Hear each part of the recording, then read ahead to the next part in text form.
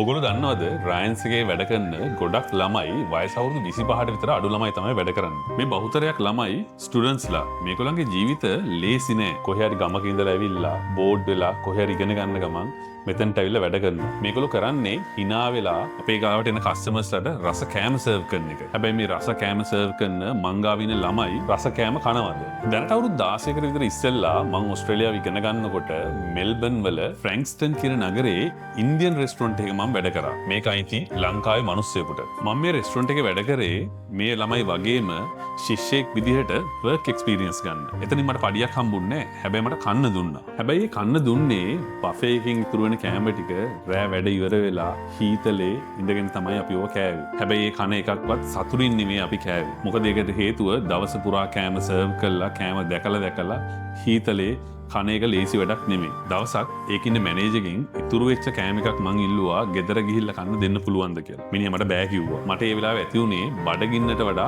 අසරණකමක් හා ලැජ්ජාවක්. ඒ 2009 දෙසැම්බර් 31 වෙනිදා මගේ ජීවිතේ කවදාවත් අමතක වෙන්නේ නැති දවසක්. ඒ මූණත් මට කවදාවත් අමතක වෙන්නේ නැහැ. අද මං ඔයගලන්ට පෙන්වන්න යන්නේ මගේ ස්ටාෆ් එකට මම කන්න දෙන හැටි. ගිහිල්ලා බලමු ඒගොල්ලෝ කොහොමද කන්නේ කියලා. අද මං ඔයගලන්ට පෙන්වන්න යන්නේ අපේ ස්ටාෆ් එකට කන්න දෙන හැටි.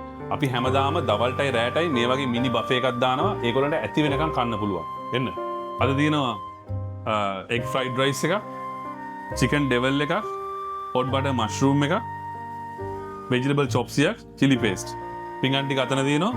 මේක ෂෙෆ් මේක අපි ඉවර වෙන හැම වෙලේම ෆිල් කරනවනේ.